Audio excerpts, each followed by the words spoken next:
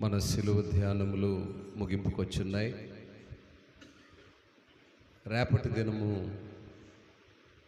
Palm Sunday, మట్టల ఆదివారము, అనంతరము good Friday, next సండేతో Easter పండుగతో దాదాపు కార్యక్రమాలన్నీ ముగింపుకి వచ్చేస్తున్నాయి. మరింతవరకు దైవజనులు, మనం ఆహ్వానించిన ప్రతి దైవజనుడు కూడా ఏమాత్రము వెనుదీయక వారి సమయానికి వారు అందుబాటులో ఉంటున్నారు. ఎందుకు మీరందరూ అటు ఇటు తిరుగుతున్నారమ్మా?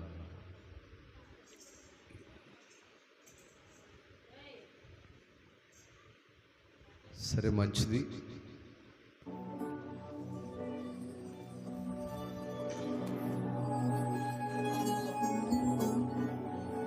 Praise the lord.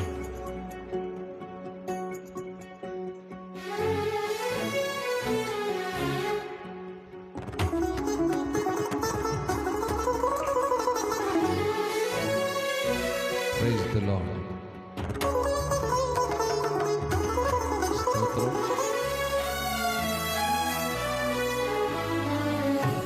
అందరూ కలిసి సంతోషంగా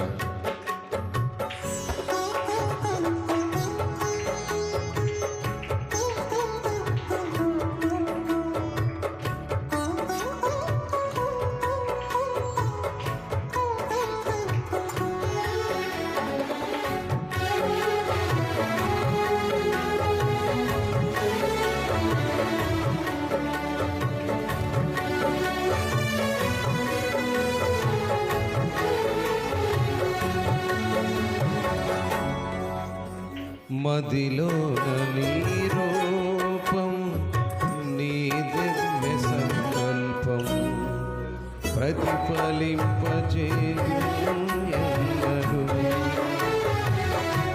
మదిలోన నీ రూపం, నీ నిత్య సంకల్పం ప్రతిఫలింపజేయునే ఎన్నడు. కలనైనకు అంచలేదే నీకు, వర్ణించలేను స్వామి నీ గొప్ప కార్యాలను. నీ సాటి లేరు ఇలలో అద్వితీయుడా. మదిలోన నీ రూపం, నీ నిత్య సంకల్పం ప్రతిఫలింపజేయునే ఎన్నడు.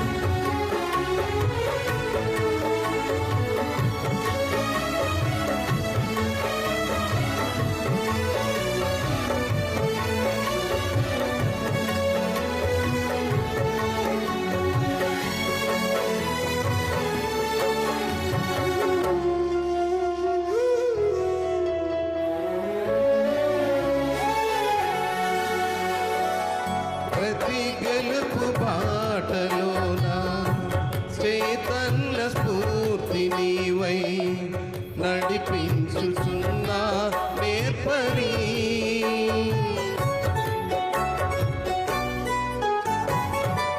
అలు పెరుగని పోరాటాలే ఊహించని ఉప్పెనలై నన్ను నిలువని అని వేళలో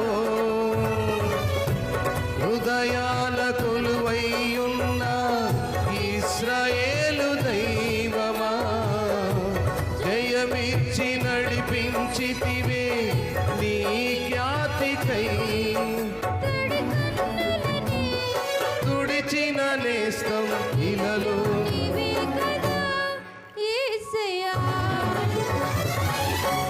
మదిలోన నీ రూపం నీ నిత్య సంకల్పం ప్రతిఫలింపజేయునే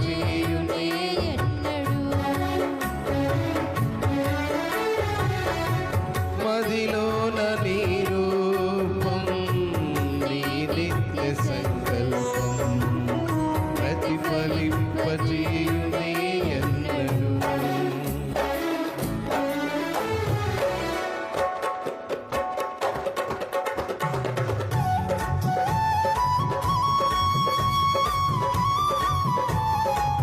సంతోషంగా చప్పట్లు కొడుతూ దేవుడి నామమునికి ఘనత మహిమ ప్రభావం ఆరోపించుకుందాం.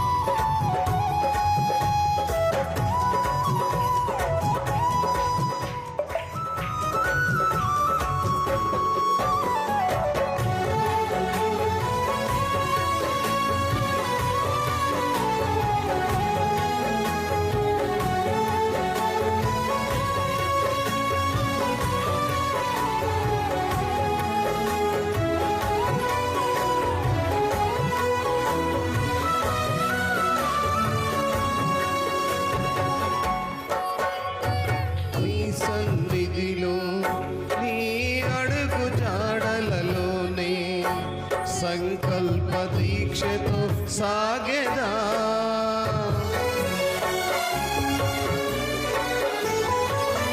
నీతో సహజీవనమే ఆధ్యాత్మిక పరవశమై ఆశయాల దిశగా నడిపెనే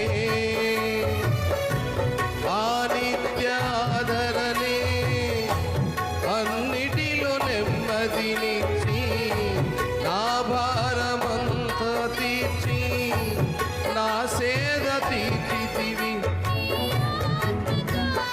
ముద్రించితివి నీ కొరకు సాక్షిగా యేసయ్యా మదిలోన నీ రూపం నీ నిత్య సంకల్పం ప్రతిఫలింపజేయునే ఎన్నడూ మదిలోన నీ రూపం నీ నిత్య సంకల్పం ప్రతిఫలింపజేయునే ఎన్నడూ. విశ్వమంతా ఆరాధించే స్వరాజ్య నిర్మాతవు నీవు. శుద్ధులైన వారికి మంచి ఫలమునిచ్చేటువంటి నిర్ణేతం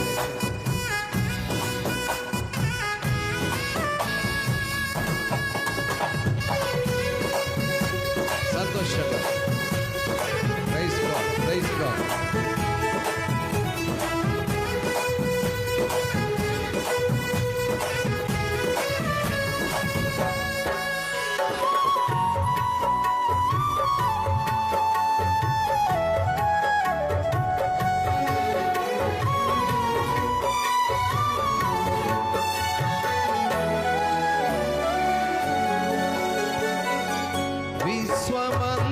విశ్వమంతారాధించే స్వర్ణరాజ నిర్మాతవు స్థాపించుము నీ ప్రేమ సామ్రాజ్యము శుద్ధులైన వారికి ఫలములిచ్చు నిన్నేతవు ఆ గడియ వరకు విడువకు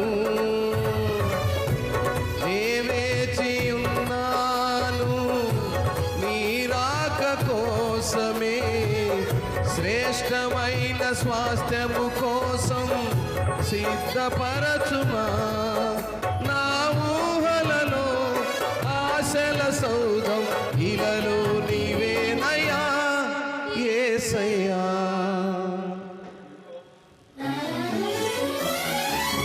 మదిలోన నీ రూపం నీ నిత్య సంకల్పం ప్రతిఫలింపజేయునే ఎన్నడూ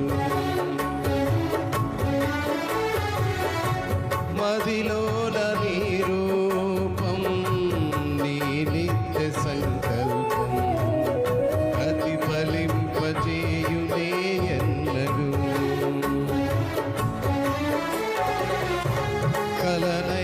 తలంచలేదే నీలో ఈ సౌభాగ్యము, వర్ణించలేను స్వామి నీ గొప్ప కార్యాలను.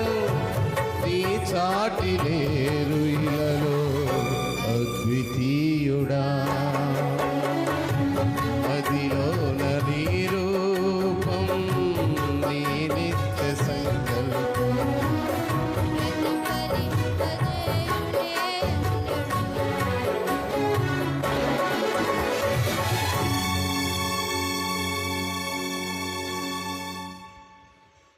మంచిది.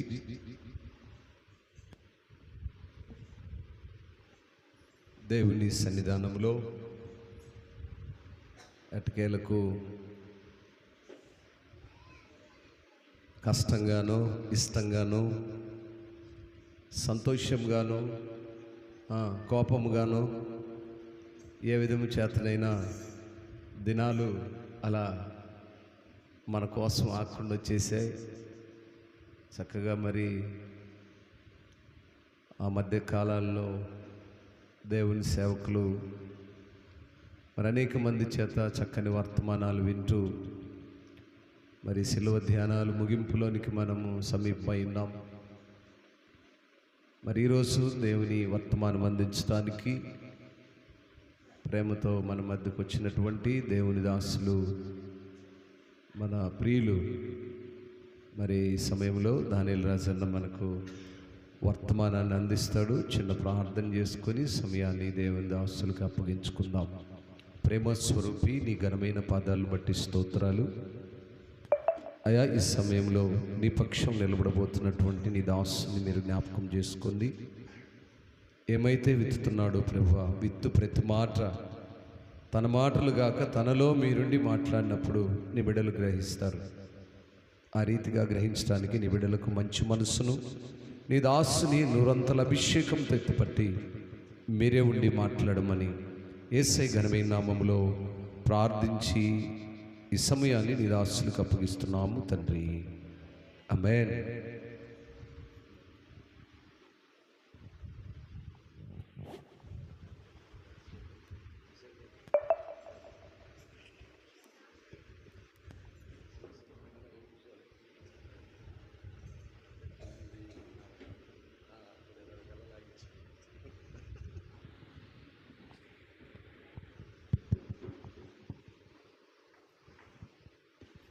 దేవుని పరిశుద్ధ నామమునకు చేరి వచ్చిన దేవుని బిడ్డలందరికీ ప్రత్యేకమైన వందనాలు.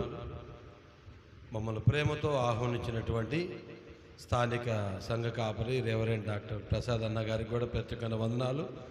పాస్టమ్మ గారికి, పిల్లలకు ప్రత్యేకమైన వందనాలు. హల్లెలూయా, హల్లెలూయా. అందరూ బాగున్నారా? చాలా రోజుల తర్వాత మిమ్మల్ని అందరూ చూసి చాలా ఆనందంగా ఉంది. అవునండి, ఎలా ఉంది? దేవుని నమ్ముకున్న బిడ్డలకు క్రిస్టమస్ పండగ కాదు, ప్రతిరోజు పండగే. అవునండి, ప్రతిరోజు పండగే. ఇక పిల్లలు ఎవరు అటు ఇటు తిరగొద్దు, సైలెంట్ కూర్చోవాలి. ఓకేనా? పిల్లలు కానీ పెద్దలు కానీ తిరగొద్దు. కూరగాయల మార్కెట్ కాదు ఇది, ఇది దేవుని మందిరం. గుర్తుపెట్టుకోండి. కూరగాయల మార్కెట్ అయితే అది వేరే, ఇదేంటిది? దేవుని మందిరం. మీ పిల్లలు మీ దగ్గర కూర్చోబెట్టుకోండి, విడిచిపెట్టబాకండి. ఆ పిల్లోడు ఎవడో చూడండి, దగ్గర కూర్చోబెట్టుకోండి. ఎవరు ఆ పిల్లోడు? ఎవరు పిల్లలు వాళ్ళు కూర్చోబెట్టుకోండి. ఒకవేళ మీ పిల్లోడు కూర్చోదంటే మీరు బయటికి వెళ్ళి నిలబడి అనండి మీ పిల్లోడిని ఎత్తుకొని. అంతేగాని పిల్లల్ని అటు ఇటు తెప్పొద్దు. ఇది దేవుని మందిరం. హల్లెలూయా. మందిరములో ఎంతో భయముతో భక్తితో ఉండాలి. అర్థమైందండి? ఇక్కడ అల్లరికి కర్త కాదు ఆయన. నిజంగా ప్రియ దేవుని బిడ్డలారా, మనందరం చాలా ధన్యులం. మనం ఎవరిమి? మన ప్రాణము నీటి మీద బుడగ వంటిది. ఎలాంటిది? ఈ వారంలో చూసాం కదా మనం గనుల దగ్గర ఏమైందో. వాళ్ళు బయలుదేరారు, ఇంటికి వెళ్దాం అనుకున్నారు, కానీ వెళ్ళారా? అలా జరిగిద్దని వాళ్ళకి తెలుసా? కేవలం మసిగుబ్బులు అయ్యారు అందరూ. అవునండి, 14 మంది సజీవ దహనం. ఎవరు కూడా తెలియదు, డిఎన్ఏ టెస్ట్ చేయొచ్చు కానీ తెలియదు. కానీ అలాంటి పరిస్థితి దేవుడు మనకు ఇయ్యక మునిపే మనం ఆమె నోరు తెరుచుకొని నిద్రపోతాం. ఒకసారి లేపు ఆమె వందనాలు తల్లి, నిద్రపోబాకమ్మ. అది కదా అసలు సంగతి. నేను అసలు స్టార్టే చేయలేదు, నువ్వు స్టార్ట్ చేసేట. స్టార్ట్ చేసి కాసేపు అయినాక నువ్వు స్టార్ట్ చేస్తే అది వేరే, నాకంటే ముందు నువ్వు స్టార్ట్ చేస్తే అట్లా. హల్లెలూయా, హల్లెలూయా.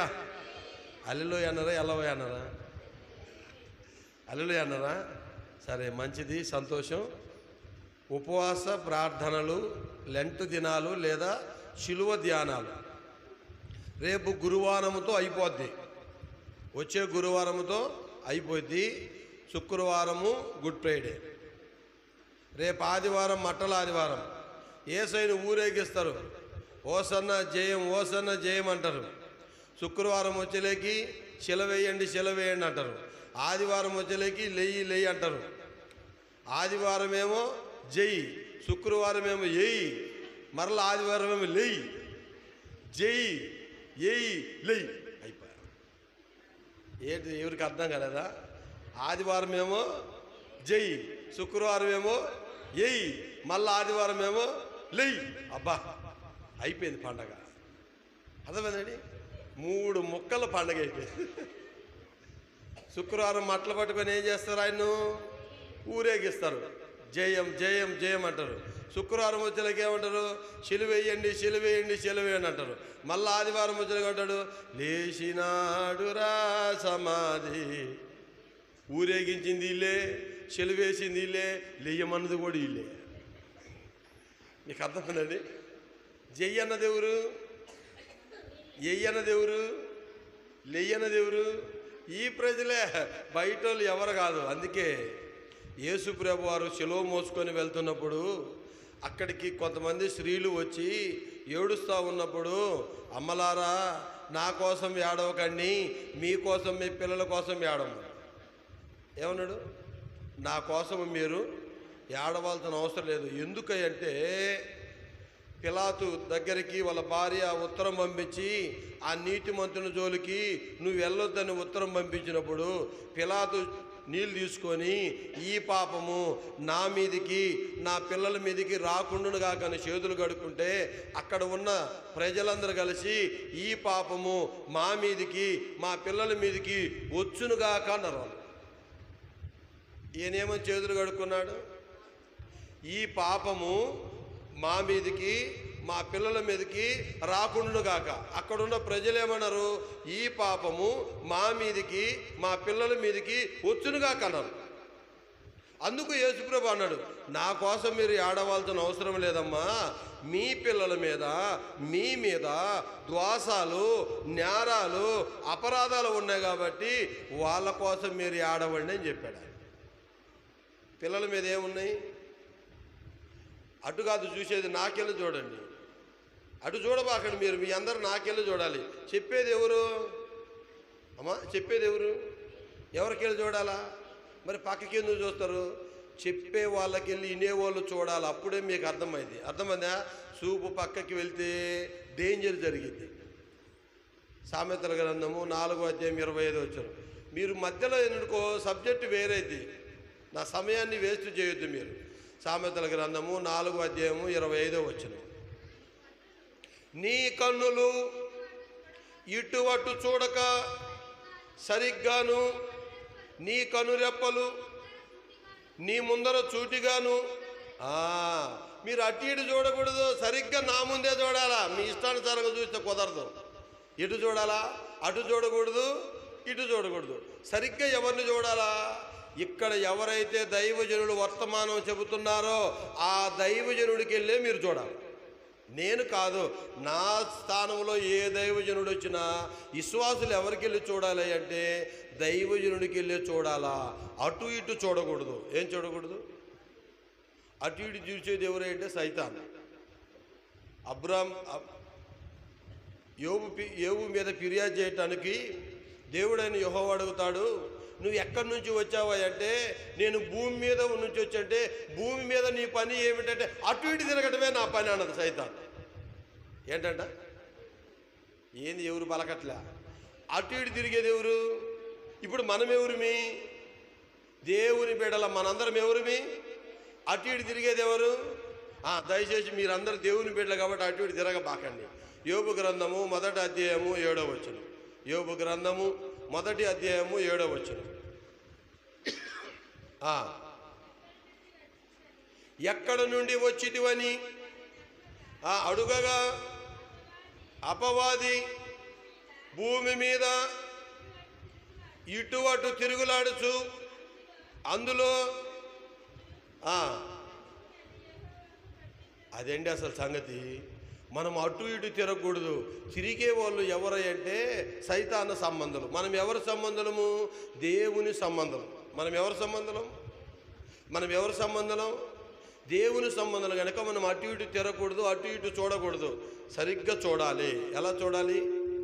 సరిగ్గా చూడాలి. సరే, మన వర్తమానంలోనికి వెళ్దాం. ముందు ఉపవాస ప్రార్థన గురించి చెప్దాము, తర్వాత ప్రార్థన గురించి నేర్చుకుందాం. ముందు దేని గురించి? ఉపవాసం గురించి నేర్చుకుందాం. పరిశుద్ధ గ్రంథమైన బైబిల్లో మొట్టమొదటిగా ఉపవాసం ఉన్న వ్యక్తి ఎవరై అంటే మోషే. ఎవరు? ఇంటికి పోయినాక నవ్వండి, ఏడ కాదు నవ్వేది. ఓకేనా? వాక్యం వినండి. ప్రతి ఒక్కళ్ళు గమనిస్తా నేను. బయటలో ఉన్నోళ్ళు, లోపల ఉన్నోళ్ళు, ఎక్కడున్నోళ్ళు, అక్కడ ఉన్నోళ్ళు అందరినీ గమనిస్తా. జాగ్రత్తనండి. ద్వితీయోపదేశకాండం 9వ అధ్యాయము 9వ వచనాన్ని మనం లేఖన భాగాన్ని ధ్యానించుకుందాం. ద్వితీయోపదేశకాండము 9వ అధ్యాయము 9వ వచనం. అనగా యెహోవా మీతో చేసిన నిబంధనమైన సమ్మత పలకలను తీసుకొనుటకు నేను కొండ ఎక్కినప్పుడు అన్నపానములు మాని ఆ కొండ మీద 40 పగళ్ళు 40 రాత్రులు ఉంటిని. అప్పుడు దేవుని వ్రేలితో రాయబడిన 2 రాతి పలకలను చూశారా? దేవుని బిడ్డలారా, భక్తుడైన మోషే గారు ఎన్ని రోజులు ఉపవాసం ఉన్నాడా అంటే 40 పగళ్ళు 40 రాత్రులు ఉన్నాడు. ఆయన ఎన్ని రోజులు ఉన్నాడు చెప్పాలి? ఎన్ని రోజులు ఉన్నాడు? 40 పగళ్ళు 40 రాత్రులు ఉన్నాడు. ఆ 40 పగళ్ళు 40 రాత్రులు ఉన్నప్పుడు కొండ దిగి వస్తున్నప్పుడు మోషే ముఖము దగ దగ దగ దగ దగ దగ మెరిసిపోతుందంట. తేజస్ ఏం కనపడుతుంది మోషే ముఖములో? తేజస్సు. ఈరోజు మనోళ్ళు 1 రోజు 2 రోజులు గిన ఉపవాసం ఉండి ఈయన ఏంటక్క ముఖమంతా గుంజపోయినట్టే ఉపవాసం ఉన్నానక్క. ఏముందంట? ఉపవాసం ఉండదు ఊరందరికీ చెప్తుంది. కొంతమంది ఉపవాసం ఉంటాయా, నేను ఉప్మన్న తినవచ్చా, గ్లాసులు పాలన్న తాగొచ్చా, 4 అరటికాయలు ఇవన్నీ తింటే ఉపవాసమా? ఇప్పుడు ఇవన్నీ డాక్టర్ గారికి బలమైన వస్తువులని రోగికి తినమని చెప్తాడు. నువ్వు ఉపవాసం ఉండి ఏం చేస్తున్నావు? అసలు ఉపవాసం ఎందుకు ఉండాలి అంటే శరీరము బలహీనపడుతుంది, ఆత్మ బలం పొందుతుందండి. ఉపవాసం దేనికి? శరీరానికి ఏమొస్తుంది? బలహీనత వస్తుంది. ఆత్మకి ఏమొస్తుంది? బలం వస్తుంది. అందుకే అపోస్తలుడు పోగొట్టాడు, ఎప్పుడు నేను కృంగి ఉన్నానో, ఎప్పుడు బలహీనుడనో అప్పుడే నేను బలవంతుణ్ణి.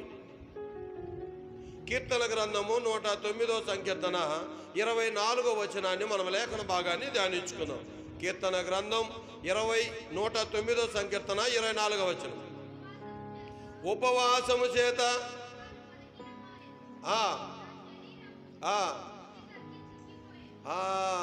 ఉపవాసము దేనికై అంటే శరీరానికి బలహీనత వస్తుంది, శరీరానికి పుష్టి దక్కుతుంది, ఆత్మకు బలం వస్తుంది.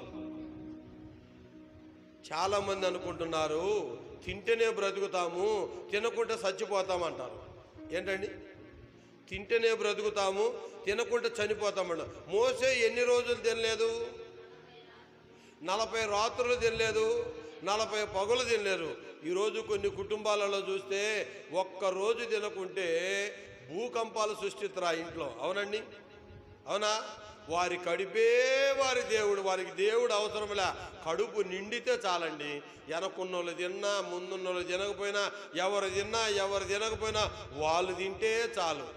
దేవుడు అవసరంలే. వారికి ఎవరు దేవుడు? కడుపే వారికి దేవుడు.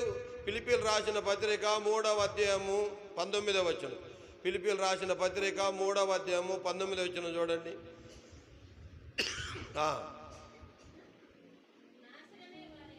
నాశనమే వారి అంతము, వారి కడిపే. ఈరోజు వారికి దేవుడు అవసరంలే. వారికి దేవుడు ఎవరు అంటే కడిపే వాళ్ళకి దేవుడు. వాళ్ళకి దేవుడు ఎవరు మరి చెప్పాలా? వారికి దేవుడు ఎవరు? ఇప్పుడు మన ప్రార్థన కూడికి పెట్టామనుకో, ఉదయం ప్రార్థన పెట్టామనుకో, నువ్వు ఎంత లేటుగా స్టార్ట్ చేసింది వాళ్ళకి అనవసరం. టయానికి ముగిచ్చిరా లేదనేదే ముఖ్యం. మీకు అర్థమైంది నేను చెప్పే భాష? నువ్వు ఎన్ని గంటల కన్నా ప్రారంభించు, అది కాదు సంగతి. టయానికి ముగించాలా. ఏ టయానికి? ఏంది ఎవరు మాట్లాడట్లే మీదలో కొన్ని ఉంటారు మీరు. అంటే ఇప్పుడు దేనికి ప్రాముఖ్యత ఇచ్చారు వాళ్ళు? దేవునికి ప్రాముఖ్యత ఇచ్చారా, కడుపుకు ప్రాముఖ్యత ఇచ్చారా? మోసే ఎన్ని రోజులు ఉపవాసం ఉన్నాడు? 40 పగళ్ళు 40 రాత్రులు. ఏలియా గారు కూడా 40 పగళ్ళు 40 రాత్రులు ప్రయాణం చేశారు ఒక్క పూట భోజనముతోటే. ఎన్ని పూటలు భోజనం చేశాడు ఆయన? ఎన్ని పూటలు చేశాడు ఆయన? రాజుల మొదటి గ్రంథము 19వ అధ్యాయము 8వ వచనం. రాజుల మొదటి గ్రంథము 19వ అధ్యాయము 8వ వచనం. చదవాలి మీరు. ఇంతమంది ఉన్నారు, పేపర్లు తిరగేస్తా ఉన్నారు, ఒక్కరు చదవండి.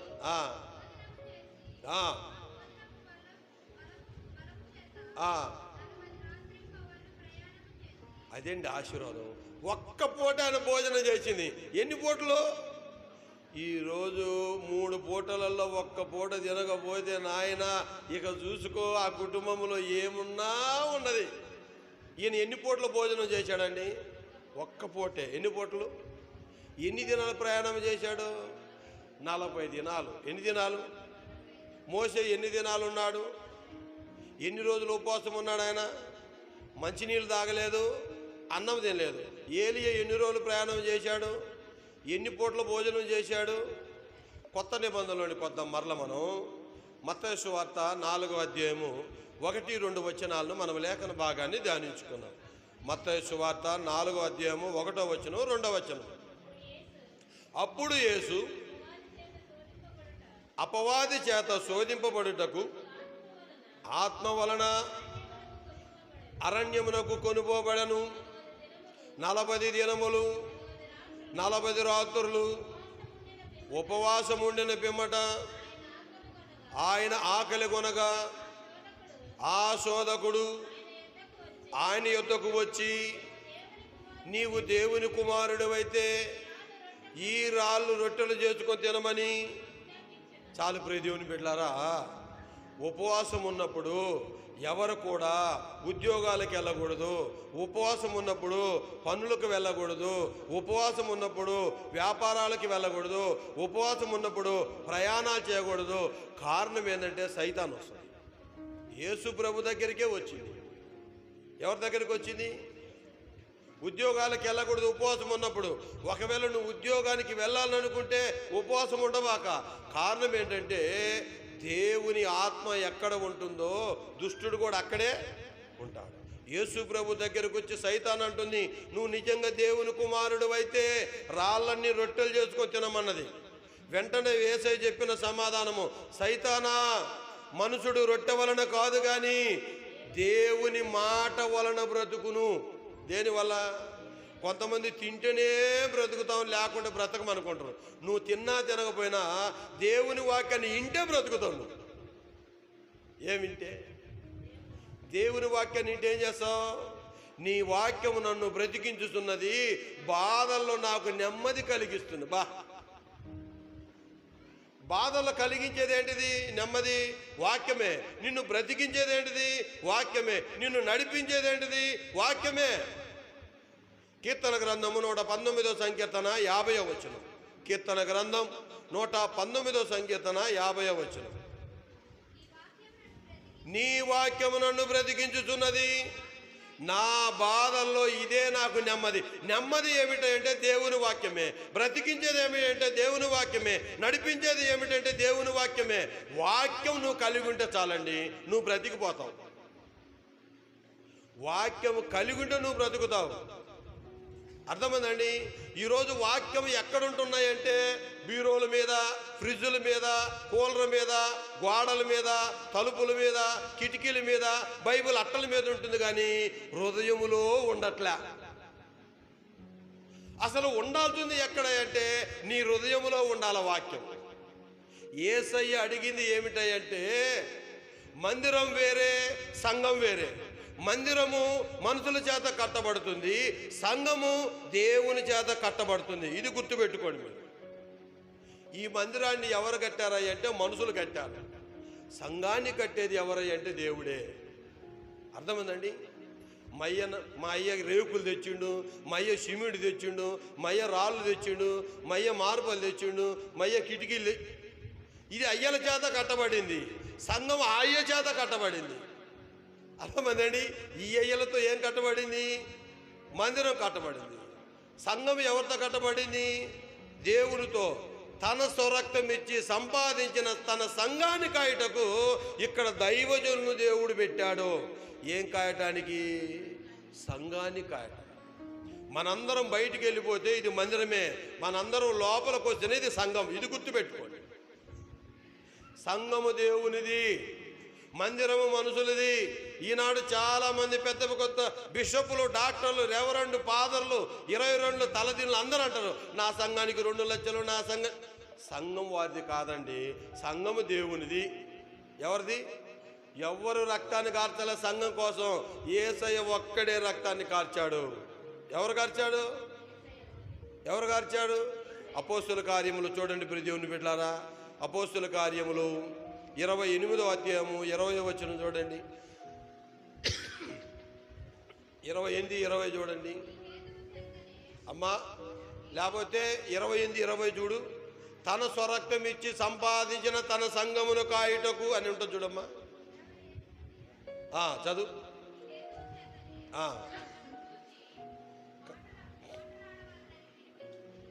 కాదమ్మా, ఇప్పుడు నువ్వు ఎంత చదివినావు చెప్పు నాన్న. సరే 20, 28 చదువు. తన స్వరక్తం ఇచ్చి తన సంఘమును కాయుటకు అనే మాట ఉంటుంది.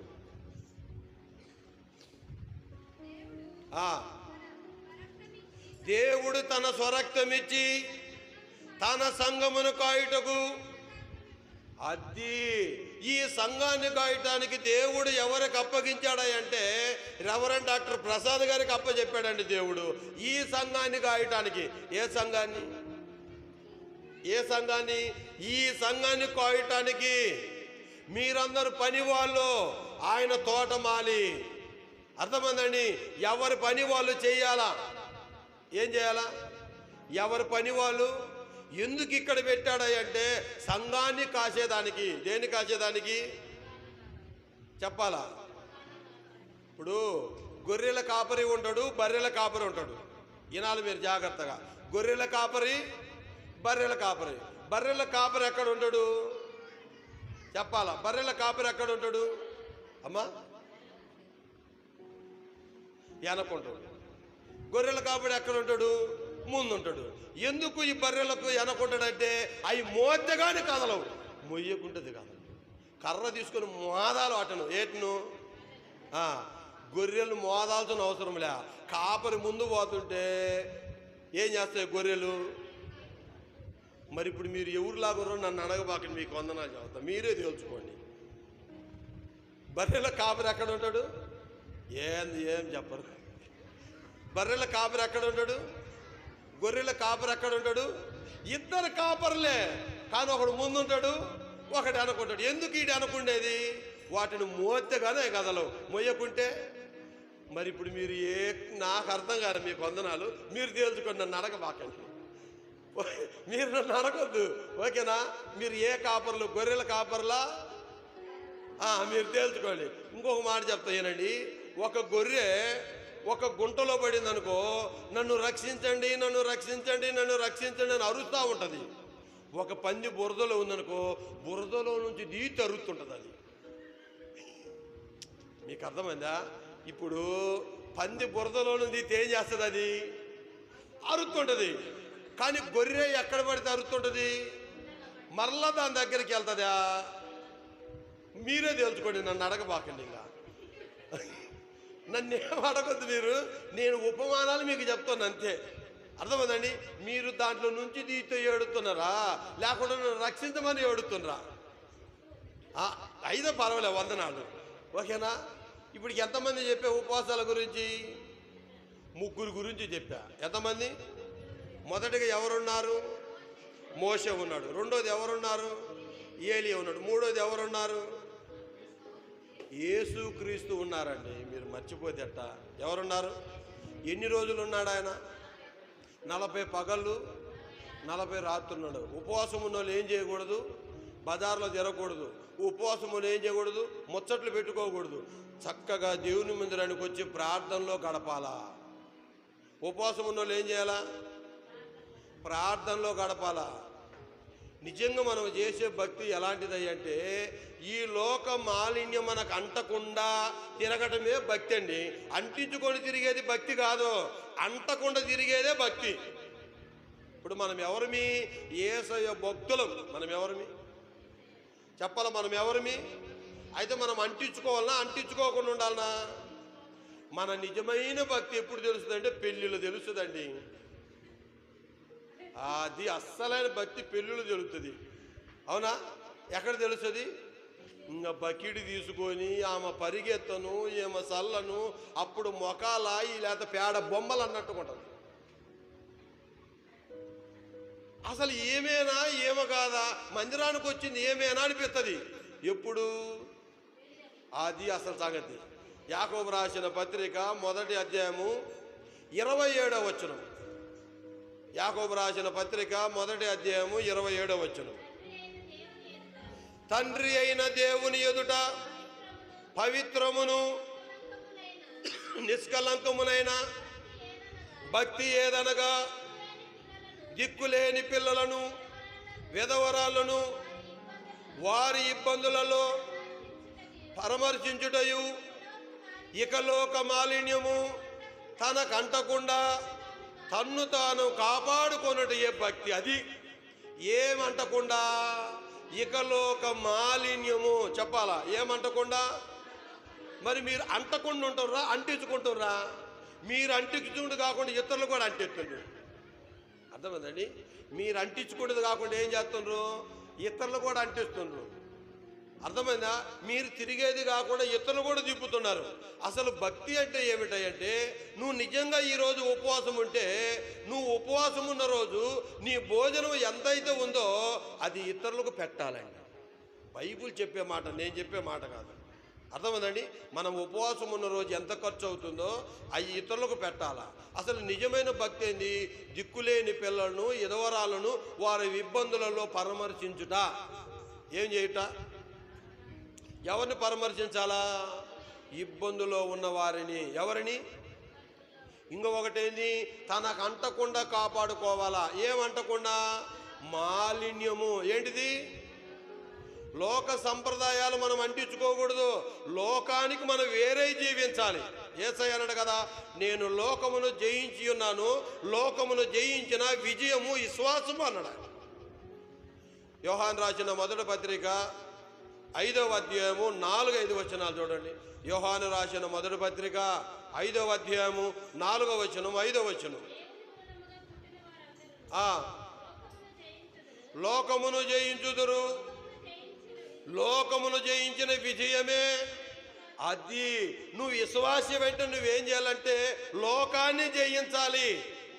విశ్వాసి వెంట నువ్వేం చేయాలా? మరి లోకాన్ని జయిస్తున్నావా, లోకములో కలిసిపోతున్నావా? మీకు అర్థమైంది నేను చెప్పిన మాట? లోకాన్ని జయిస్తున్నవా, లోకములో కలిసిపోతున్నవా? చెప్పాలా? ఒకవేళ నువ్వు లోకాన్ని జయిస్తే నీ విజయమే నీకు విశ్వాసం. లోకమును జయించిన విజయము విశ్వాసం. చెప్పాలా? లోకాన్ని జయించిన తండ్రి ఏమన్నాడు? నేను లోకమును జయించి ఉన్నాను. ఏం చేశాడంట ఆయన? ఈరోజు నువ్వేం చేస్తున్నావు? లోకాన్ని జయిస్తున్నావా? తామర పువ్వు బురదలో ఉంటుంది కానీ తామర పువ్వుకు బురద అంటదండి. మీకు అర్థమైందా? తామర పువ్వు ఎక్కడ ఉంటుంది? బురదలోనే ఉంటుంది. కానీ తామర పువ్వుకి ఏమంటదు? నువ్వు లోకములో ఉన్న లోక ఆశలకు, లోక సంప్రదాయాలకు, లోక కట్టడాలకు, లోక నియమాలకు, వాటన్నిటికీ నువ్వేం చేయాలంటే వేరై. ఏమై? వారికి వేరై ఉండాల, వారితో కలిసిపోకూడదు. ఇది బురదలోనే ఉంటుంది కానీ దానికి ఏమంటదు, బురద అంట. హంసను మీరు చూసుకోండి, ఒక డ్రమ్ము నీళ్లు పోయండి, ఒక గ్లాసు పాలు పోయండి, హంసను అక్కడ విడిచిపెట్టండి, నీళ్లు మాత్రమే తాగుద్ది కానీ పాలు మాత్రమే తాగుద్ది కానీ నీళ్ళు తాగదు. డ్రమ్ము నీళ్ళల్లో గ్లాసు పాలు పోస్తే ఏం తాగుద్ది? అది నీళ్ళు తాగదు. మనం లోకములో ఉన్నాం కనుక మనం ఏం జయించాలా? లోకాన్ని జయించాలా. నువ్వు లోకాన్ని ద్వేషించాలా, దేవుణ్ణి ప్రేమించాలా. ఒకవేళ నువ్వు దేవుడు కావాలా లోకం కావాలనుకో కుదరదు. రెండు పడవల మధ్యలో ప్రయాణం చేస్తే నువ్వు క్షేమంగా వెళ్ళగలవా? ఒక్క పడవలో ప్రయాణం చేస్తే క్షేమంగా వెళ్ళగలవా? మరి ఇప్పుడు మీరు రెండు పడవల మధ్యలో ఉన్నారా, ఒక్క పడవలు ఉన్నారా? ఒక్క పడవలు ఉంటే లోకాన్ని ఏం చేయాలా? మరి జయిస్తూ ఉన్నారా? నువ్వు దేవుణ్ణి ప్రేమిస్తే లోకానికి శత్రువు, లోకాన్ని ప్రేమిస్తే దేవుని శత్రువు. యాకోబు రాసిన పత్రిక 4వ అధ్యాయము 4వ వచనం. యాకోబు రాసిన పత్రిక 4వ అధ్యాయము 4వ వచనం చదవాలి.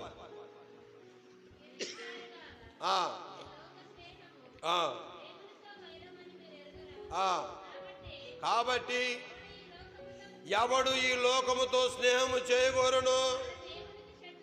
గుర్తుపెట్టుకోండి ప్రియ దేవుని బిడ్డారా, నువ్వు నిజంగా దేవుని ప్రేమిస్తే లోకానికి శత్రు, నువ్వు నిజంగా లోకాన్ని ప్రేమిస్తే దేవుని శత్రు. నాకు లోకం కావాలా దేవుడు కావాలంటే కుదరదు. ఏదో ఒకటే, లోకంలోనైనా ఉండు, దేవుళ్ళలోనైనా ఉండు. ఇటు లోకం కావాలా దేవుడు కావాలంటే కుదరదు. ఒకవేళ లోకాన్ని ప్రేమిస్తే ఎవరికి శత్రు? దేవుని ప్రేమిస్తే ఎవరికి శత్రు? కానీ కొంతమంది ఏం చేస్తారు, మందిరానికి వస్తే దేవుని స్తుతించుడి ఎలా పొడిది అంటారు. మళ్ళీ ఆడికి పోగానే నలుగు పాటలు చూడాలి స్వాములారా. జయజమ్మకు జయజనానికి వరుసలు కలిపి అందరికి పెడతారు ఆడ. మళ్ళీ ఈడ పాడింది భక్తి పాటే, ఆడపోయి పాడేది ఏ పాట? అంటే ఇప్పుడు దేవుడు ఇండా నువ్వు పాడే పాటలు? ఇక్కడ పాటలు పాడమంటే ఒక్క పాట కూడా రాదు అక్కకు. అక్కడ పోయి ఏం పాట పడుతుందో గుంజుకొని లాక్కొని మైకు ఇయ్యకపోతే లాక్కొని గుంజుకొని పాడతారు. ఇక్కడ మాత్రం పాటలు రావు కానీ వస్తాయి అక్కడ పాటలు. అదేంది అసలు అర్థం కాదు. అంటే నువ్వు లోకంలో ఉన్నావా దేవుళ్ళలో ఉన్నావా? అందుకేనండి మిమ్ముల్ని బట్టి నా నామం అన్యజనులో దూషింపబడుతుంది అనేది. వీళ్ళేంద్ర నాయన ఆదివారం వచ్చినేమో భక్తి చేస్తారు, పెళ్ళిళ్ళు కాడుతున్న వ్యక్తుడు ఏంద్ర నాయన అంటారు. ఆదివారం ఏమో మందిరాన్ని విడిచిపెట్టరు, పెళ్ళిళ్ళు ఏమో ఫంక్షన్లు విడిచిపెట్టరు. ఏంటండి ఇప్పుడు మందిరానికి రమ్మన్నారు అనుకో, ఎంతమంది వస్తారు చెప్పండి? ఇంట్లో ఎంతమంది వస్తారు? ఒక్కళ్ళు వస్తారు. అదే భోజనం పెట్టమని చెప్పండి, ఇంట్లో ఎంతమంది వస్తారు? అమ్మా ఒక్కళ్ళు కూడా మిగలరు, మొత్తాలు వస్తారు. దేనికి? ఇప్పుడు మనం తెచ్చే ఉపవాస ప్రార్థన దేనికి? భోజనం తినమనా భోజనం తినవద్దనా? తినమనా? సరే నువ్వు తింటా ఉండి, నీకెందుకు? అర్థమేనండి. శరీర కోరికలను చంపుకోవటానికి. దేనికండి? శరీర కోరిక. అందుకే అపోస్తున్న పౌలు గారు అంటాడండి, దినదినము నా శరీరాన్ని నేను నలగగొట్టుకొనుచున్నాను. ఏదంట? ప్రతిరోజు ఏం చేస్తున్నాడంట? అంటే శరీరాన్ని నలగొట్టుకోవడం అంటే అర్థమైంది, శుద్ధి తీసుకొని శరీరం మీద కొట్టుకోవడం కాదు దాని అర్థం. శరీర కోరికలను చంపుకోవటం. ఏంటిది? శరీర కోరికలను చంపుకోవటం. దేవుని మందిరానికి అడుగుపెట్టిన నీవు శరీర కోరికలను చంపుకోవాలా, లోకాశలు చంపుకోవాలా, లోక సంపదలు చంపుకోవాలా. వాళ్ళకు నీకు తేడా ఉండాలండి. నమ్ముకోకముందు నీ పరిస్థితి వేరే, నమ్ముకున్న తర్వాత నీ పరిస్థితి వేరే. నమ్ముకోకముందు నీ ప్రవర్తన వేరే, నమ్ముకున్న తర్వాత నీ ప్రవర్తన వేరే. నమ్ముకోకముందు నీ మాటలు వేరే, నమ్ముకున్న తర్వాత నీ మాటలు వేరే. నువ్వు నమ్ముకున్న నీలో మార్పు చెందలేదనుకో, ముందున్న వాళ్ళు ఎన్నకోళ్ళకి అడ్డమంటే ఈమె పొడుగు ఆమె పొట్టని కదా అని అర్థం. ఈమె మాటలు సరిగా లేవు, ఈమె ప్రవర్తన సరిగా లేదు. ఎనకుండోళ్ళు నమ్ముకుంటే ఆమె ఏం చేసింది మేము నమ్ముకోవటానికి అంటాం. ఉన్నామే సరిగా నడవట్లేదు, ఉన్నోడే సరిగినట్టు మేమేం చేయాలా? వాళ్ళకంటే మేమే బెస్ట్ అంటారు వీళ్ళు. ఎవరు బెస్ట్? ఆమె మందిరానికి పోయినా కుడుములు వదులుతాయా, గుండ్రాలు వదులుతాయా, మేము ఈ జిట్టును కూడా తిట్టాం, వాళ్ళకంటే మేము మేలు. కాకపోతే మందిరం ఆదివారం పట్టుకొని మాత్రమే పోతారు, మరలా బైబిలే తీయరా అంటారు వాళ్ళు. ఎవరు వాళ్ళు? బయట ఉన్నవాళ్ళు. అవునండి. కానీ మన ప్రవర్తన మారాలా.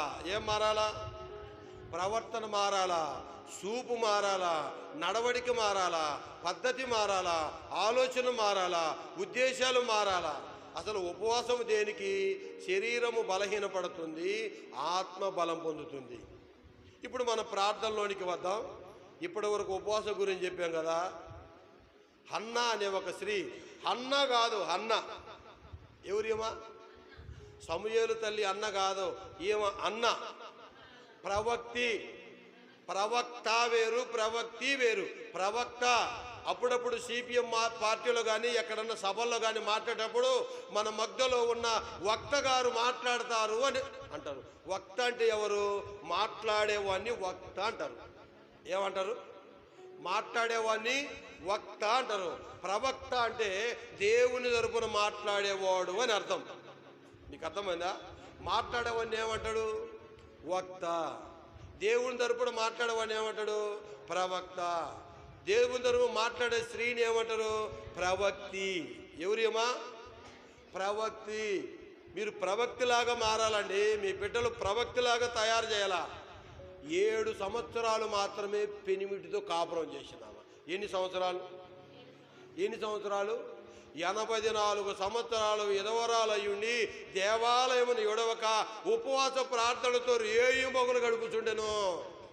ఎన్ని సంవత్సరాలు అండి? పెనిమిడితో ఎన్ని సంవత్సరాలు కాపురం చేసింది? 7 సంవత్సరాలు. దేవాలయంలో ఎన్ని సంవత్సరాలు ఉంది?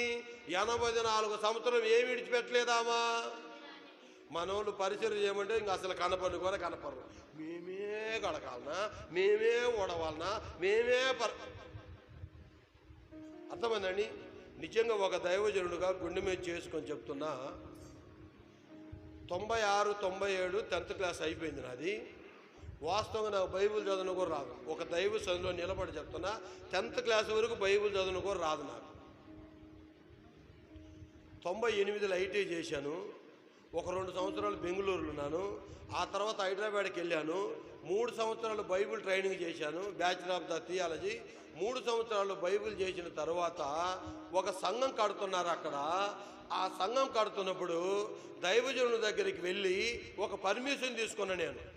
ఏమని పర్మిషన్ తీసుకున్నంటే, అయ్యా ఈ మందిర ప్రారంభం నుంచి ముగింపు వరకు రోజుకు నేనే నీళ్లు పోస్తానయ్యా ఈ మందిరానికి అని చెప్పి ఉదయం 150, మధ్యాహ్నం 150, సాయంత్రం 150, రోజుకు 450 బిందెలు నీళ్లు మోసేవాడిని.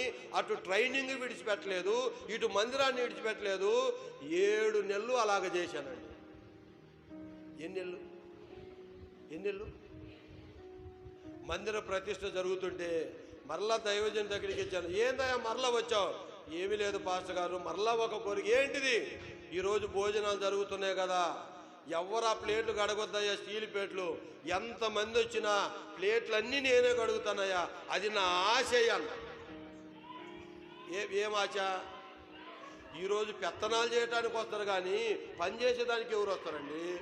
మెయింటెనెన్స్ చేయడానికి వస్తారు కానీ పని చేసే వాళ్ళు ఎవరు వస్తారండి? వాళ్ళు తిన్న అన్నము మొత్తము ఆ ప్లేట్లన్నీ నేను కడిగానండి. కడిగిన తర్వాత ఆ దైవజనుడు ప్రార్థన చేసి, తమ్ముడా రాబోయే రోజుల్లో నువ్వు పరిచర్య చేస్తావు, దేవుడు నిన్ను గొప్పగా ఆశీర్వదిస్తాడు, కేవలం నువ్వు చేసిన పరిచర్యే నీకు ఆశీర్వాదం అని దేవుడు పంపించాడు. పరిచర్యలు అంత ఆశీర్వాదం ఉందండి. నేను పరిచర్యకు వచ్చిన కొత్తలో హైదరాబాద్లో 20 కేజీల బియ్యం 6 నెలలు తిన్నా. ఎన్ని కేజీల బియ్యం? ఎవరినన్నా అడిగితే దేవుని నామానికి అవమానం, ఎవరినన్నా అడిగితే దేవుని నామానికి దూషణ. మనం ఎవరిని అడగకూడదు. మీ దేవుడు అన్నం పెట్టలేడా, మీ దేవుడు ఆకలి చంపుతాడని ఒక దీక్షలో ఆ బియ్యం పెట్టి ఆ నీళ్లు పోసుకొని ఉప్పేసుకొని ఆ నీళ్ళు తాగి అన్నం అట్లనే ఉంచుకొని మరలా నీళ్లు పోసి మళ్ళా వేడి చేసి అన్నం అయిపోయే వరకు అలా చేసేవాడు. 20 కేజీల బియ్యం 6 నెలలు తిన్నా. ఎన్ని నెలలు? 6 నెలలు అండి. ఎవరికి చెప్పుకోలే, అయ్యా నాకు ఫలాంది కావాలా, నేను ఇటు ఇబ్బంది పడుతున్నా. కారణం ఏంటంటే మనము చేసే పరిచర్య, మనము చేసే పని ఎవరిది? నీవు చేస్తున్న పరిచర్యను నేను మర్చిపోవటకు అన్యాసుడైన దేవుడను కాను. ఈరోజు మన దైవజనులు గొప్ప దైవజనులండి. భార్య పిల్లలందరినీ మొత్తం ఫ్యామిలీతో వచ్చి ఇచ్చినా ఇవ్వకపోయినా తిన్నా తినకపోయినా ఉన్నా లేకపోయినా మందిరాన్ని విడిచిపెట్టి చేస్తున్నారా అంటే కారణం ఏమిటంటే ఇది దేవుని పని. ఎవరి పని? మనుషుల పని కాదండి ఇది. ఎవరి పని? మనుషులు ఇస్తే చాలకుండా ఇస్తాడు, దేవుడు ఇస్తే సమృద్ధిగా ఇస్తాడు. ఎలా ఇస్తాడు? చాలకుండా ఇవ్వడు. ఎలా ఇస్తాడు? సమృద్ధిగా ఇస్తాడు. ఒకప్పుడు ఒక్కళ్ళు మా ఇంటికి వస్తే భోజనం పెట్టడానికి తల గీక్కుండేవాడిని నేను, వీళ్ళకి ఏం పెట్టాలని. ఇప్పుడు 100 మంది అని వచ్చి పొమ్మని ఇబ్బంది. ఒక్కళ్ళకి పెట్టలేని స్థాయి నుండి 100 మందికి పెట్టించామంటే అది ఎవరి వలన? ఎవరు పని చేస్తున్నాం? అర్థమందండి. ఇక్కడ పని చేస్తే ప్రతిఫలం ఎక్కడే రావాల్సిన అవసరం లే, దేవుడు ఎక్కడైనా ఇస్తాడు. మనం పని ఎవరిది చేస్తున్నాం? దేవుని పని చేస్తున్నాం. నమ్మకమైన వానికి మెండైన దీవెనలు. నమ్మకమైన వానికి శిష్యులు యేసుప్రభు దగ్గరికి వచ్చి అయ్యా భోజనం చేద్దాం రమ్మన్నప్పుడు యేసుప్రభు శిష్యులు తన్నమాట ఏంటంటే, నా భోజనము నా తండ్రి చిత్తం నెరవేర్చటే నాకు ఆహారం రా. మీ భోజనం వేరే, నా భోజనం వేరే. ఏమనండి శిష్యులతో? మీ భోజనం వేరే, నా భోజనం ఏంటిది? నా తండ్రి చిత్తము నెరవేర్చడం నాకు ఆహారం. ఏంటిది దేవుని ఆహారము? తండ్రి చిత్తము, తండ్రి పనిని. అర్థమైందండి. ప్రార్థన గురించి మనం నేర్చుకుందాం. చూడండి ప్రియ దేవుని బిడ్డలారా, ఆదికాండము 4వ అధ్యాయము 26వ వచనాన్ని మనం లేఖన భాగాన్ని ధ్యానించుకుందాం. ఆదికాండం 4వ అధ్యాయం 26వ వచనం.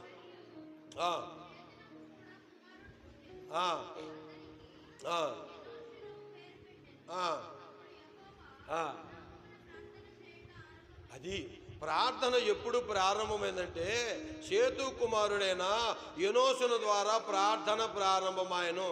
వింటురా? వినట్లేదా? బ్రహ్మాండం గోడ కానుకోరు, ఇంక ఇబ్బంది ఏముంది? దిగులే లేదు. ఎంతసేపు చెప్పుకయ్యా, కాళ్ళు బ్రహ్మాండంగా ఆరబెట్టుకున్నాము, ఇక నువ్వేం చెప్పుకోవడం నీ ఇష్టం, ఆమె అనగానే మేము వెళ్ళిపోతామన్నట్టు కూర్చురు. దిగులు చింత లేకుండా. వందనాలమ్మ మీకు. అట్టుండాలి విశ్వాసులు అంటే. ప్రార్థనతో ఎవరితో ప్రారంభం చెప్పండి? సేతు కుమారుడైన ఎనోషు ద్వారా ప్రార్థన ప్రారంభమైంది. ప్రార్థన ఎన్నిసార్లు చేయొచ్చు రోజుకు చెప్పండి అమ్మా? ప్రార్థన ఎన్నిసార్లు చేయొచ్చు చెప్పండి? ఎన్నిసార్లు చేయొచ్చు? 5 సార్లు చేయొచ్చు. ఎన్నిసార్లు? ఉదయం లేవగానే, తినేటప్పుడు, మధ్యాహ్నం తినేటప్పుడు, రాత్రి తినేటప్పుడు, పండుకునేటప్పుడు. మొత్తం ఎన్ని? 4 3 సార్లు తింటావు. ఉదయం లేస్తావు ప్రార్థన, సాయంత్రం పండుకునే ప్రార్థన. అవి 3, ఈ 2 ఎంత? మరి 4 యాడ్ నుంచి వచ్చినాయి. 3 పూటలు తిన్నాం కదా. 3 ఉదయం ప్రార్థన, సాయంకాలం ప్రార్థన. 3, 2 ఎంత? మినిమం ప్రార్థన అది. అదే ప్రార్థన. పోనీ అలా చేసుకునే వాళ్ళైనా ఉన్నారా?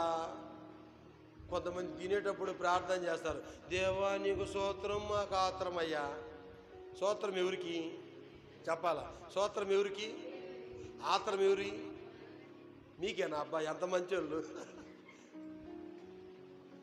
కీర్తన గ్రంథము 55వ సంకీర్తన 17వ వచనం. కీర్తన గ్రంథం 55వ సంకీర్తన 17వ వచనం. 55:17.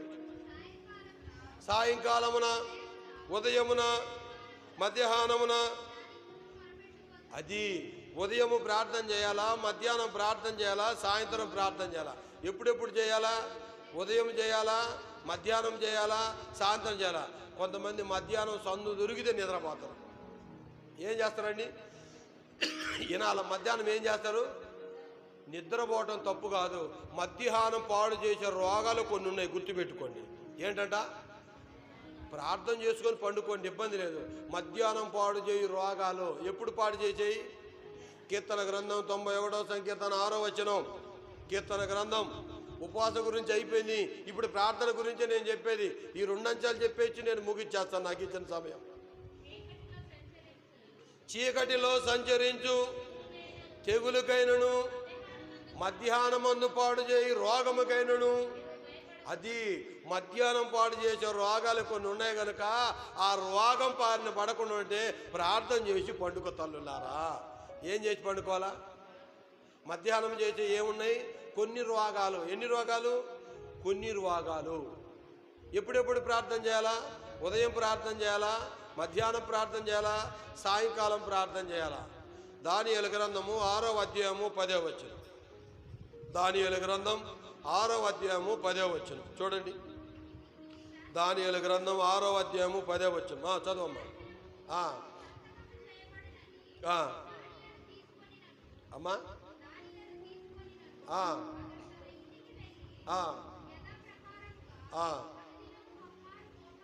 అనుదినము ముమ్మారు మోకాలు ఊని తన ఇంటి పైగది కిటికీలు యెరూషలేము తట్టునకు తెరవబడి. చూశారు ప్రియ దేవుని బిడ్డలారా, దానియేలు రోజుకు 3 సార్లు ప్రార్థన చేశాడంట. ఎన్నిసార్లు ఎన్నిసార్లు? దానియేలు, నువ్వు ప్రార్థన చేస్తే నిన్ను సింహంలో బోళ్ళు వేస్తావు, నువ్వు చచ్చిపోతావు దానియేలు. కానీ దానియేలు, నేను చచ్చిపోయినా పర్వాలేదు కానీ నా దేవునికి ప్రార్థన చేయకుండా నేను ఉండలేను అన్నాడండి. ఆయన చచ్చిపోవటానికి ఆయన సిద్ధపడ్డాడు కానీ ఏం చేయకుండా ఉన్నాడానా?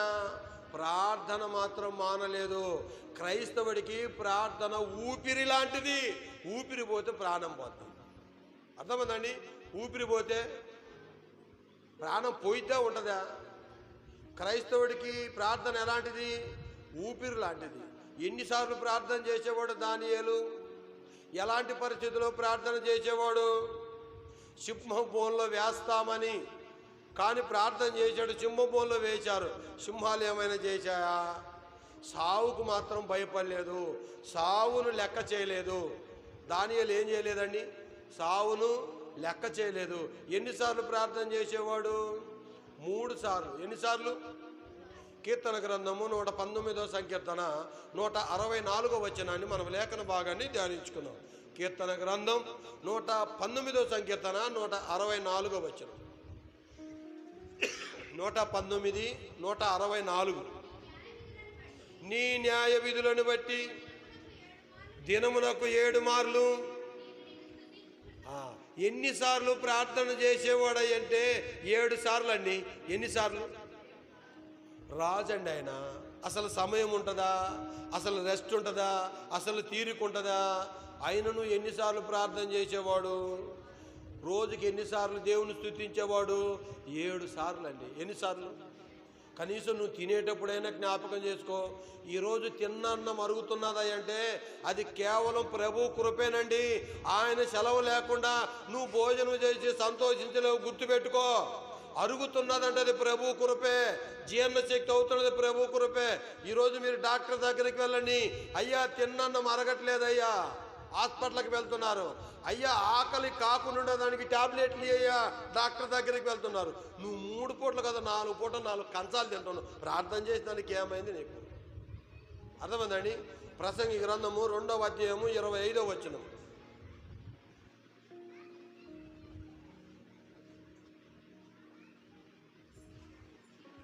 ప్రసంగి గ్రంథము 2వ అధ్యాయం 25వ వచనం. ఆయన సెలవు లేక భోజనము చేసి సంతోషించుట ఎవడికి సాధ్యమో? చూశారండి? దేవుడు సెలవిస్తున్నాడు కాబట్టే, దేవుడు అరుగుదల ఇస్తున్నాడు కాబట్టే, దేవుడు జీర్ణశక్తి ఇస్తున్నాడు కాబట్టే నువ్వు ప్రశాంతంగా ఉండగలుగుతున్నావు. ఆయన అరుగుదల ఇవ్వలేదనుకో నువ్వు హాస్పిటల్ పాలే. అర్థమైందండి? కనుక ఇప్పటి నుంచి ప్రార్థన ప్రారంభించండి. ఏం చేయాలా? ఉదయం ప్రార్థన చేయండి, మధ్యాహ్నం ప్రార్థన చేయండి, సాయంత్రం ప్రార్థన చేయండి. అర్థమైందండి? ప్రతి ఉదయము మీ పిల్లల కోసం ప్రార్థన చేయాలండి. ప్రతి ఉదయం నీ పిల్లల కోసం ఏం చేయాలా? ప్రార్థన చేయాలి. యోబు గ్రంథము 1వ అధ్యాయము 5వ వచనం. యోబు గ్రంథము 1వ అధ్యాయము 5వ వచనం.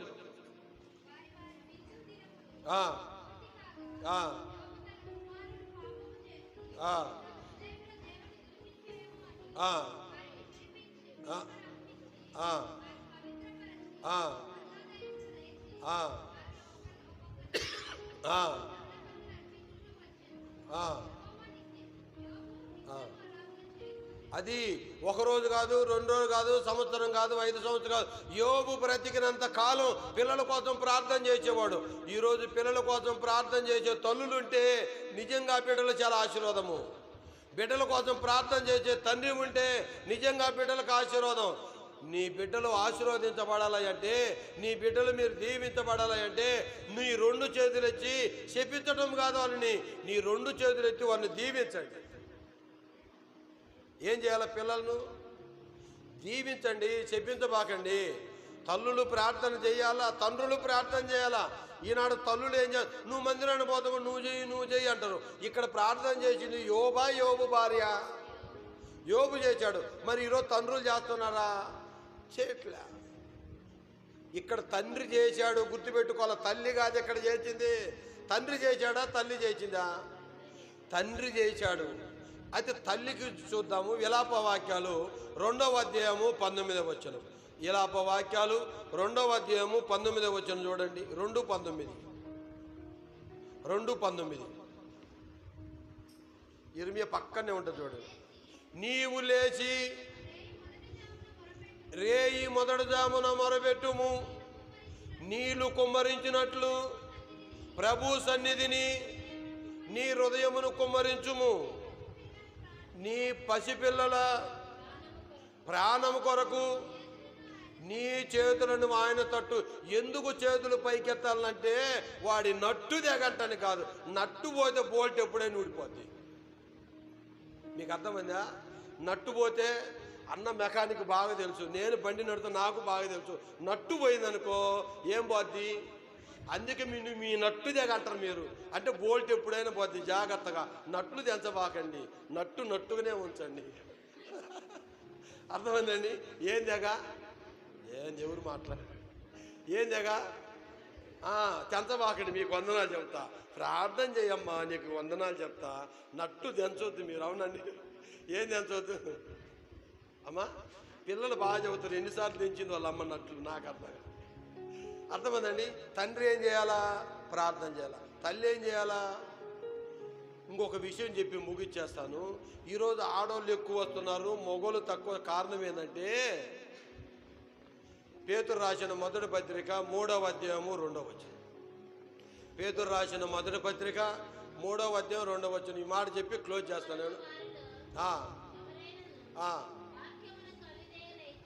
వాక్యమునకు అవిధేయులైతే వారు భయముతో కూడిన మీ పవిత్రమైన ప్రవర్తనను చూసి వాక్యము లేకుండానే తమ భార్య నడవడి వలన. అదండి, నీ భర్తలు ఎందుకు రావట్లేదంటే నీ మాటలు మారట్లా, నీ ప్రవర్తన మారట్లా, నువ్వు విడిచే గుండ్రాలు మారట్లా, నువ్వు విడిచే లడ్లు మారట్లా. మందిరానికి వచ్చేటప్పుడేమో మీ అంత భక్తులు ఎవరు ఉండట్లా. బయటికి పోతే నేను చూస్తే మీ ఆయన భయపడతాడు. ఇంకేడికి వస్తాడు మందిరం. మీ ఆయనకు వాక్యం అవసరంలే, నీ ప్రవర్తన ద్వారా మీ ఆయన మారిపోతాడు. బైబిల్ నుంచే నేను చెప్పేది, నా సొంత మాటలు కాదు. వాక్యం లేకుండానే భార్య తమ ప్రవర్తన వలన, దేని వలన? నువ్వు మారితే నిన్ను బట్టి మీ ఆయన ఏం చేస్తాడు?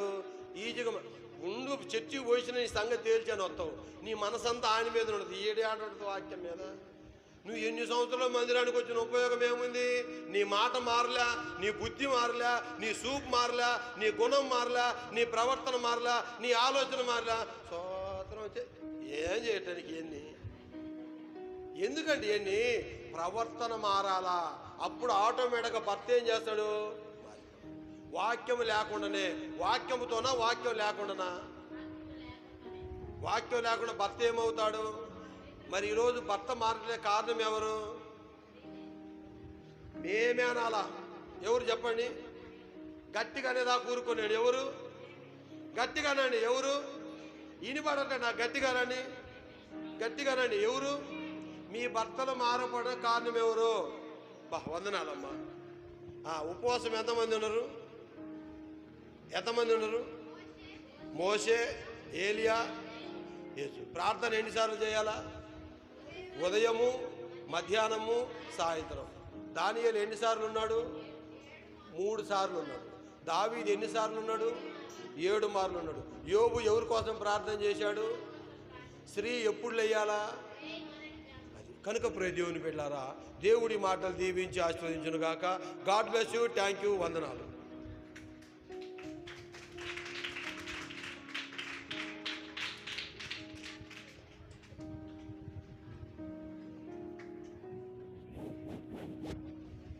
మంచిది. చక్కగా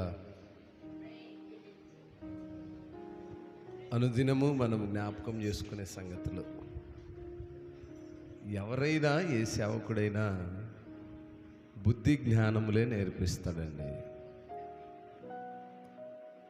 అనుదినము జ్ఞాపకం చేసుకునే సంగతులే ఉంటాయి, కొత్త సంగతులు ఏమి రావు.